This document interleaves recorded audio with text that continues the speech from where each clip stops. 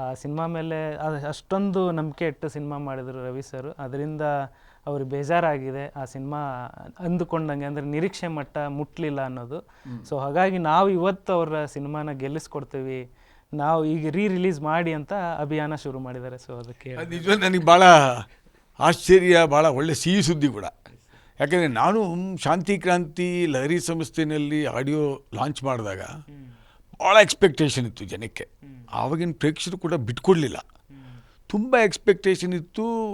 ಒಂದೇ ದಿನಕ್ಕೆ 1.5-2 ಲಕ್ಷ ಕ್ಯಾಸೆಟ್ ಮಾಡಿದ್ವು ನಾವು ಅವಾಗ ಶಾಂತಿ ಕ್ರಾಂತಿ. ಇದು ಸತ್ಯ, ಅಂದರೆ ರೆಕಾರ್ಡು. ಒಂದು ದಿನಕ್ಕೆ ಅಷ್ಟು ಮಾರೋದು ಅಂತಂದರೆ ಜೋಕಲ್ಲ ಅದು. ಯಾಕಂದ್ರೆ ಭಾಳ ದೊಡ್ಡ ಪಿಕ್ಚರು, ಭಾಳ ಸಮಯ ತೊಗೊಂಡಿದೆ. ಅದು ಬ್ಯಾನರು, ಅದ್ಭುತವಾದ ಬ್ಯಾನರು, ರವಿ ಸರ್ದು ಪೀಕು, ಅದು ಮಾರ್ಕೆಟು, ಇದೆಲ್ಲ ಭಾಳ ಕಾಂಬಿನೇಷನ್ಸ್ ಇತ್ತು ರವಿ ಸರ್ ಕಾಂಬಿನೇಷನು. ಸೊ ಹೀಗಾಗಿ ಜನನೂ ಕೂಡ ಆಡಿಯೋ ನಾವು ಲಾಂಚ್ ಮಾಡಿದಾಗ ಆವಾಗ ನೋಡಿ ನಮ್ಮ ದಕ್ಷಿಣ ಭಾರತದ ಭಾಷೆಗಳಿಗೆ ಕೊಟ್ಟಂಥದ್ದು 25 ಲಕ್ಷ ಕೊಟ್ಟು ರಾಯಲ್ಟಿ. ಭಾಳ ದೊಡ್ಡದು ಅಮೌಂಟು. ನಮಗೂ ಕೂಡ ಅದ್ರ ಮೇಲೆ ಒಂದು ನಂಬಿಕೆ ಇತ್ತು. ಶಾಂತಿ ಕ್ರಾಂತಿ, ಈಶ್ವರಿ ಫಿಲ್ಮ್ಸ್ ಮಾಡ್ತಾ ಇದ್ದಾರೆ, ಗ್ಯಾರಂಟಿ ಚೆನ್ನಾಗಿ ಬರುತ್ತೆ, ಅಷ್ಟೇ ಬರಲೇಬೇಕಲ್ಲ. ಸೊ ಹಾಗಾಗಿ ಕೊಟ್ಟು ಹಣದ ಬಗ್ಗೆ ನಾನು ಮಾತಾಡ್ತಾ ಇಲ್ಲ. ಬಟ್ ಏನಂದರೆ ಅದಕ್ಕೆ ಖರ್ಚಾಗಿದ್ದಂಥ ಹಣ ಇತ್ತಲ್ಲ, ಏನಂತೀರಿ, ಅವರು ಮಾಡಿದಂಥ ಶ್ರಮ, ಆ ಸಿನಿಮಾ ಕ್ರಿಯೇಟ್ ಮಾಡಲಿಕ್ಕೆ ಪಟ್ಟಿರೋ ಶ್ರಮ ಇತ್ತಲ್ಲ, ಹಗಲಿರಲು ಅಷ್ಟಿಷ್ಟು ಪಡಲಿಲ್ಲ ಅವರು. ಆಮೇಲೆ ನೋಡಿ ನೀವು ಪ್ರೇಮಲೋಕ ಅಲ್ಲಿ ಅವ್ರ ಮುಖದಲ್ಲಿ ನೋಡಿ ಹೆಂಗಿದ್ದಾರೆ, ರಣಧೀರ ನೋಡಿ, ಯುಗ ಪುರುಷ ಯುದ್ಧಕಾಂಡಲ್ಲಿ ನೋಡಿ, ಆಮೇಲೆ ಶಾಂತಿ ಕ್ರಾಂತಿ ಕಡೆಯಲ್ಲಿ ಕ್ಲೈಮ್ಯಾಕ್ಸಲ್ಲಿ ನೋಡಿ ಸ್ವಲ್ಪ ವೀಕ್ ಆಗಿದ್ದಾರೆ. ಅಂದರೆ ಅಷ್ಟು ಸ್ಟ್ರೆಸ್ ಇತ್ತು ಆ ಸಿನಿಮಾ ಕಂಪ್ಲೀಟ್ ಆಗಲಿಕ್ಕೆ, ತಮಾಷೆ ಅಲ್ಲ. ಆ ಸಿನಿಮಾನ ಮುಗಿಸಿ ಪ್ರೇಕ್ಷಕರಿಗೆ ತಂದು ರಜತ ಪರದೆ ಮೇಲೆ ತರೋದಕ್ಕೆ ಭಾಳ ಕಷ್ಟಪಟ್ಟಿದ್ದಾರೆ ಆ ಸಿನಿಮಾಗೆ. ನಿಜವಾಗ್ಲೂ ಹಗಲು ಇರಲು ಕಷ್ಟಪಟ್ಟು, ಮೆಂಟಲ್ ಟೆನ್ಷನ್ನು, ಫೈನಾನ್ಷಿಯಲ್ಲು, ಮುಂದಲ್ಲ ಒಂದು ಸಿನಿಮಾ ಮಾಡೋದಷ್ಟು ಇದೆಯಲ್ಲ, ಭಾಳ ಈಸಿಯಾಗಿ ಹೇಳ್ಬಿಡ್ತಾರೆ ಜನ. ಏನ್ರಿ ಕೆಲವರು, ಎಲ್ಲರೂ ಅಲ್ಲ, ಕೆಲವರು ಏನ್ರಿ ಮಾಡಿದ್ದಾರೆ ಅಂದ್ಬಿಡ್ತಾರೆ. ಪ್ರತಿಯೊಬ್ಬ ನಿರ್ಮಾಪಕರಿಗೂ ಕೂಡ ಹಣ ಅಂತ ಹಾಕಿರ್ತಾರೆ, ಕಷ್ಟಪಟ್ಟಿರ್ತಾರೆ, ಒಂದು ಯಶಸ್ವಿ ಆಗಲಿ ಅಂತಲೇ ಮಾಡೋದು. ಯಾರು ಕೂಡ ಬಂದುಬಿಟ್ಟು ದುಡ್ಡು ಹಾಕ್ಬಿಟ್ಟು ಸಿನಿಮಾ ದುಡ್ಡು ಜಾಸ್ತಿ ಇದೆ, ಸಿನಿಮಾ ಮಾಡ್ಬಿಟ್ಟು ದುಡ್ಡು ಹೋಗಲಿ ಅಂತ ಮಾಡಲ್ಲ. ಸೊ ಕೆಲವು ಯಶಸ್ವಿ ಆಗುತ್ತೆ, ಕೆಲವು ಆಗೋದಿಲ್ಲ. ಸೊ ಇದರಲ್ಲಿ ಏನಾಯಿತು ಅಂತಂದರೆ, ನಾವು ನೋಡಿ ಇವತ್ತು ನಮ್ಮ ಯುವಕರು ಈ ಸೋಷಿಯಲ್ ಮೀಡಿಯಾನಲ್ಲಿ ಅವ್ರ ಬಗ್ಗೆ ಇರೋ ಪ್ರೀತಿ, ರವಿ ಸರ್ ಬಗ್ಗೆ ಇರೋ ಪ್ರೀತಿ, ಆಮೇಲೆ ಈ ಸಿನಿಮಾ ಹಾಡುಗಳು ಕೇಳಿದ್ದಾರೆ, ಎಲ್ಲ ಕಡೆನೂ ಇದೆ. ಇವಾಗ ಹರಿನೆಲ್ಲ ಯೂಟ್ಯೂಬ್ನಲ್ಲೆಲ್ಲ ಕಡೆ ಇದೆ, ಇದೆಲ್ಲ ನೋಡಿದ್ದಾರೆ. ಬಟ್ ಇದರಲ್ಲಿ ಏನೋ ಇದೆ, ಇದನ್ನು ಎತ್ತಿಡಬೇಕು ಈ ಸಿನಿಮಾನ. ಇದು 30 ವರ್ಷ ಆಗಿರ್ಬೇಕಲ್ಲ, 35 ವರ್ಷ, 35 ವರ್ಷ ಲೆಕ್ಕ ಹಾಕೊಳ್ಳಿ. 35 ವರ್ಷ ಆದರೂ ಕೂಡ ಒಂದು ಕಂಟೆಂಟು, ಅಂದರೆ ಒಂದು ಅದ್ಭುತವಾದ ಸಿನಿಮಾ. ಆವತ್ತು ನಮಗೆ ಅಂಥ ಯಶಸ್ಸು ಸಿಗದೇ ಇದ್ರೂ ಕೂಡ ಇವಾಗ ಮತ್ತೆ ಎತ್ತಿಡಿತೀವಿ ನಾವು ಅಂತ ನಮ್ಮ ಕನ್ನಡದ ಪ್ರೇಕ್ಷಕರು, ಎಕ್ಸ್ಪೆಷಲಿ ಯುವಕರು ಎದ್ದು ನಿಂತಿದ್ದಾರಲ್ಲ, ನನಗೆ ಭಾಳ ಸಂತೋಷ ಆಗ್ತಾಯಿದೆ. ಸತ್ಯವಾದ ಮಾತು. ನಮ್ಮ ಕನ್ನಡದ ಪ್ರೇಕ್ಷಕರು ಇವತ್ತಿಗೂ ಕೂಡ ಯಾವತ್ತೂ ನಮ್ಮ ಕನ್ನಡ ಚಲನಚಿತ್ರರಂಗವನ್ನು ಕೈ ಬಿಟ್ಟಿಲ್ಲ, ಯಾವತ್ತೂ ಪ್ರೋತ್ಸಾಹ ಮಾಡಿದ್ದಾರೆ. ಸರ್, ಇತ್ತೀಚಿನ ದಿನದಲ್ಲಿ ಅಂದರೆ ಸಿನಿಮಾಗೆ ಪ್ರೇಕ್ಷಕರು ಬರಲ್ಲ, ಸಿನಿಮಾ ನೋಡಲ್ಲ, ಎಂಥ ಸಿನಿಮಾ ಕೊಟ್ಟರು ಇದು ಅದೊಂದು ಕೊರಗಿದೆ ಸರ್. ಸೊ ನೀವು ಅದ್ರ ಬಗ್ಗೆ ಹೇಳೋದಾದ್ರೆ ಏನು ಹೇಳ್ತೀವಿ ಸರ್? ನೋಡಿ, ಕಾಲ ಬದಲಾವಣೆ ಆಗ್ತಾಯಿದೆ. ಇವಾಗ ಆರ್ಟಿಫಿಷಿಯಲ್ ಇಂಟೆಲಿಜೆನ್ಸ್ ಅನ್ನೋ ಒಂದು ಡಿಜಿಟಲ್ ಮೀಡಿಯಲ್ಲಿ ಇವಾಗ ಏನು ಬಂದಿದೆಯೋ, ಕ್ರಿಯೇಟಿವ್ ವರ್ಕು ಕೂಡ ಬದಲಾವಣೆ ಆಗ್ತಾಯಿದೆ. ಮತ್ತು ಎಂಟರ್ಟೈನ್ಮೆಂಟ್ ನಮ್ಗೆ ಆವಾಗ ಏನಿತ್ತು, ಒಂದು ಟೆಲಿವಿಷನ್ನು, ಇನ್ನೊಂದು ಆಲ್ ಇಂಡಿಯಾ ರೇಡಿಯೋ ಇಲ್ಲ FM ರೇಡಿಯೋ, ಅದು ಬಿಟ್ಟರೆ ಸಿನಿಮಾ ಥಿಯೇಟ್ರ್ಗಳು ಅಷ್ಟೇ ಇದ್ದಿದ್ದು. ಇವಾಗ ಎಂಟರ್ಟೈನ್ಮೆಂಟ್ ಅನ್ನೋದು ಕಾರ್ಯಗಳಾಗ್ಬಿಟ್ಟಿದೆ. ಎಷ್ಟು ಬೇಕೋ ನಿಮ್ಗೆ ಅಷ್ಟು ಎಂಟರ್ಟೈನ್ಮೆಂಟ್ ಕೈನಲ್ಲಿ ಸಿಗುತ್ತೆ. ಒಂದು ಐಫೋನು, ಯಾವುದೋ ಒಂದು ಫೋನ್ ಇಟ್ಕೊಂಡ್ಬಿಟ್ರೆ, ಸ್ಮಾರ್ಟ್ ಫೋನಲ್ಲಿ ಪ್ರತಿಯೊಂದು ನೀವು ಇಡೀ ಪ್ರಪಂಚ ಕೈಯಲ್ಲಿದೆ. ಈ ಕೈಯಲ್ಲಿರೋ ಪ್ರಪಂಚವನ್ನು ಹಿಂಗೆ ಇಟ್ಕೊಂಡ್ರೆ ಕಣ್ಣಿಗೆ ಅದು ಆನಂದನೋ ಹಿಂಗೆ ಅಂತ ಇರ್ತಾರೆ, ಅದೇನೋ ಮಾಡ್ತಾ ಇರ್ತಾರೆ, ಹಿಂಗೆ ಹೋಗ್ತಾ ಇರುತ್ತೆ.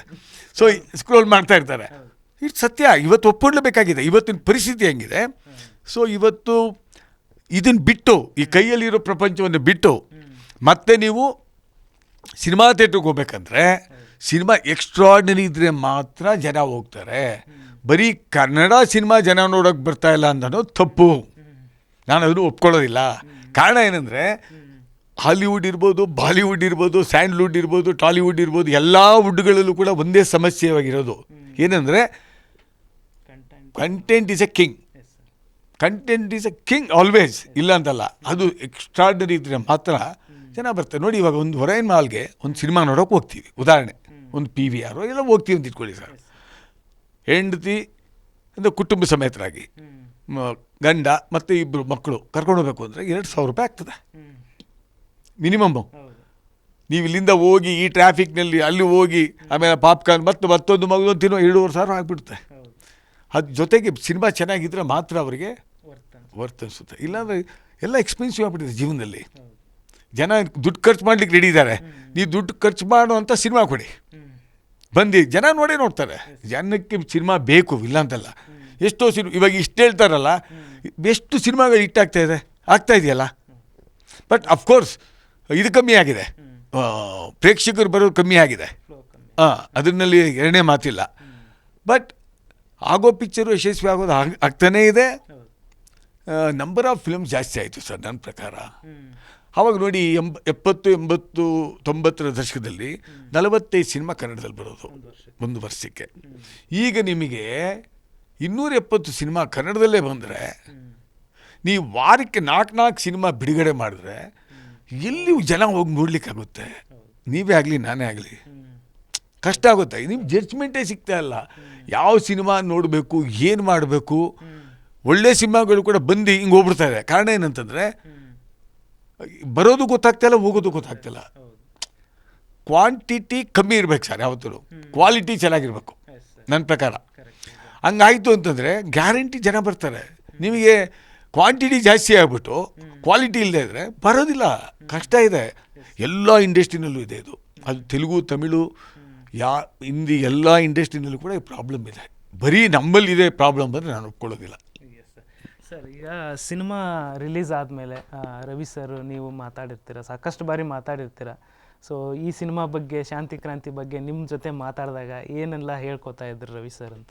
ರವಿ ಸರು ಒಂದು ಮಾತ್ರ ಹೇಳ್ತೀನಿ ಸರ್, ಅವರು ಈ ಸಿನಿಮಾ ಬಿಗಿನಿಂಗ್ ಮುಹೂರ್ತ ಮಾಡ್ದಂಗಿಂದ ಇಟ್ಕೊಂಡು ಸಿನಿಮಾ ರಿಲೀಸ್ ಆಗೋ ತನಕ ಅವರು ಪಟ್ಟಂಥ ಶ್ರಮ ಇದೆಯಲ್ಲ, ಅಲ್ಟಿಮೇಟ್ 1, 2 ಅಲ್ಲ, ತಮಾಷೆ ಅಲ್ಲ ಅದು. ಇವತ್ತು ಹೇಳ್ಬೋದು 50 ಕೋಟಿ ಖರ್ಚು ಮಾಡಿಬಿಟ್ಟು, 100 ಕೋಟಿ ಖರ್ಚು ಮಾಡಿಬಿಟ್ರು, 200 ಕೋಟಿ ಖರ್ಚು ಮಾಡಿಬಿಟ್ರು ಇದೆಯಲ್ಲ, ಸಿನಿಮಾಗಳಲ್ಲಿ ಮಾಡ್ತಾರೆ, ನಡೀತದೆ, ಬೇರೆ ವಿಷಯ. ಬಟ್ ಅವತ್ತಿರೋ ಮಾರ್ಕೆಟ್ಗೆ ಅಷ್ಟು ಕೋಟಿಗಳನ್ನು ಖರ್ಚು ಮಾಡಿ ರಿಸ್ಕ್ ತೊಗೊಂಡು ವೀರಾಸ್ವಾಮಿ ಸಾಹೇಬರು ನೀನು ಮಾಡಪ್ಪ ನಾನು ಇದ್ದೀನಿ ಅಂತ ಹಿರಿಯ ಮಗನಾದ ರವಿ ಸರ್ಗೆ ಹುರಿದುಂಬಿಸಿ ಮಾಡಿದ್ರಲ್ಲ, ಅದು ಅಲ್ಟಿಮೇಟ್. ಅದು ಯಾರಿಗೂ ಆ ಧೈರ್ಯ ಬರೋದಿಲ್ಲ ಆಗಿನ ಕಾಲಕ್ಕೆ. ಕಾಯ್ತಾ ಇದ್ರು ಭಾಳ ಜನ. ಯಾಕಂದರೆ ಇದು ಓಪನಾಗಿ ಹೇಳ್ತೀನಿ ಸರ್ ನಿಮಗೆ, ರವಿ ಸರ್ಗೆ ಮಾರ್ಕೆಟ್ಟು ಉತ್ತುಂಗದಲ್ಲಿತ್ತು, ಮುಟ್ಟಿದ್ದಲ್ಲ ಚಿನ್ನ. ಅವ್ರ ಕ್ರೇಜು ಸಿಕ್ಕಾಪಟ್ಟೆ ಇತ್ತು. ಅಂಥ ಟೈಮ್ನಲ್ಲಿ ಇರ್ತಾರಲ್ಲ ಕೆಲವರು ಎಲ್ಲರೂ ಅಲ್ಲ, ಇವ್ರು ಯಾವಾಗ ಬೀಳ್ತಾರಪ್ಪ ಅಂತ ಕಾಯ್ತಾ ಇರ್ತಾರೆ. ಎಲ್ಲ ಇಂಡಸ್ಟ್ರಿಲೂ ಇರುತ್ತೆ ಸರ್ ಅದು. ಅದು ಪೊಲಿಟಿಕಲ್ ತೊಗೊಳ್ಳಿ, ಸಿನಿಮಾ ತೊಗೊಳ್ಳಿ, ಅದು ಒಂಥರ ಅಸೂಯೆ ಅನ್ನೋದು, ಅದು ಒಂಥರ ಇದು ಏನಂತೀರಿ, ಹೊಟ್ಟೆ ಉರಿ ಅಂತಿರೋ ಇಲ್ಲ ಹೊಟ್ಟೆ ಕಿಚ್ಚು ಅಂತಿರೋ ಏನಂತಿರೋದು ಬಿಡಿ. ನೆಗೆಟಿವ್ ಜನ ನೆಗೆಟಿವ್ ಮಾತಾಡೋರು ಇರ್ತಾರಲ್ಲ, ಅವ್ರು ಕಾಯ್ತಾಯಿದ್ರು ಏನಾಗುತ್ತೋ ಅಂತ. ಏನಾಯಿತು, ಸಿನಿಮಾ ಬಂತು, ಓಕೆ ಫೈನ್. ಪ್ರೇಮಲೋಕಕ್ಕೂ ಹಂಗೆ ಅಂದಿದ್ರಿ ನೀವು, ಪ್ರೇಮಲೋಕ ಓಡಲ್ಲ ಅಂತಂದಿದ್ರಿ, ಓಡ್ತು, ಆಯ್ತಲ್ಲ. ಹಾಗೆ ಪ್ರತಿಯೊಂದು ಕೂಡ ಅವ್ರ ಮಾತು ಕೇಳ್ಕೊಂಡು ಇವ್ರು ಸಿನಿಮಾ ಮಾಡಲಿಲ್ಲ ಬಿಡಿ. ಇವ್ರಿಗೋಸ್ಕರ, ಜನಕ್ಕೋಸ್ಕರ, ಪ್ರೇಕ್ಷಕರಿಗೋಸ್ಕರ, ಈಶ್ವರಿಗೋಸ್ಕರ ಸಿನಿಮಾ ಮಾಡಿದ್ರು. ಆ ವಿಷಯದಲ್ಲಿ ಎರಡನೇ ಮಾತೇ ಇಲ್ಲ ಅವರ. ಆಮೇಲೆ ಆ ಕಾಸ್ಟ್ಯೂಮ್ಸು ನೋಡಿ ಆ ಸಿನಿಮಾನಲ್ಲಿ ನೀವು ಈಗಲೂ ನೋಡಿ, ಆ ಲೆದರ್ ಜಾಕೆಟು, ಲೆದರ್ ಅಂದರೆ ಅವ್ರು ಭಾಳ ಫೇಮಸ್ಸು. ಲೆಕ್ಕ ಹಾಕೊಳ್ಳಿ, ಅದು ಸ್ಟಿಚ್ ಮಾಡಿ ಯಾವುದು ಮಧ್ಯರಾತ್ರಿಲಿ ಹೈವೇ ರಸ್ತೆಯಲ್ಲಿ ನೋಡಿ, ಕೆಂಪು ಲೆದರಲ್ಲಿ ಹಾಕ್ಕೊಂಡಿದ್ದಾರೆ ಜೀವಿ ಚಾವ್ಲಾ ಅವರು. ಆ ಕಾನ್ಸೆಪ್ಟ್ ನೋಡಿ ಹೆಂಗಿದೆ, ಆ boots, everything is different concept. ಮತ್ತು MG ರೋಡ್ನಲ್ಲಿ ಶೂಟ್ ಮಾಡುವಾಗ ಅದು ಆವಾಗ ಅಂಥ ಬ್ಯುಸಿ ಇತ್ತು, ಅಂಥ ಬ್ಯುಸಿ MG ರೋಡ್ ಅಲ್ಲ, ನೈಟು ಅಲ್ಲಿ ಚಿಟ್ ಚಾಟ್ ಮತ್ತು ಲೇಕ್ ವ್ಯೂ ಅಂದ್ಬಿಟ್ಟು ಐಸ್ ಕ್ರೀಮ್ ಅಂಗಡಿ ಇತ್ತು. ರಾತ್ರಿ ಹೋಗ್ಬಿಟ್ಟು ಎಲ್ಲ ಐಸ್ ಕ್ರೀಮ್ ತಿನ್ನೋದು. ನಾವು ಕುಟುಂಬ ಸಮೇತ ಹೋಗ್ತಾಯಿದ್ದು. ಅಲ್ಲಿ ನೀವು ಬಿಲೀವ್ ಮಾಡೋದಿಲ್ಲ, ಅಲ್ಲಿ ಹೋದಾಗ ಇವು ಕಂಪ್ಲೀಟಾಗಿ ಇಡೀ ರಸ್ತೆಯನ್ನು ಮಳೆ ಬಂದಿಲ್ಲ, ಮಳೆ ಬಂದಂಗೆ ತೋರಿಸ್ಬೇಕು. ಇಡೀ ರಸ್ತೆಗೆ ಟ್ಯಾಂಕರ್ಗಳು ತಂದು ನೀರು ಚೆಲ್ಲಿ ಮಾಡಿ ಅದನ್ನು ಕಂಪ್ಲೀಟಾಗಿ ಮಳೆ ಬಂದಂಗೆ ಮಾಡಿ ಶೂಟ್ ಮಾಡೋದು ಅಂದ್ರೆ ತಮಾಷೆನ ಸರ್ ಆಗಿನ ಕಾಲದಲ್ಲಿ.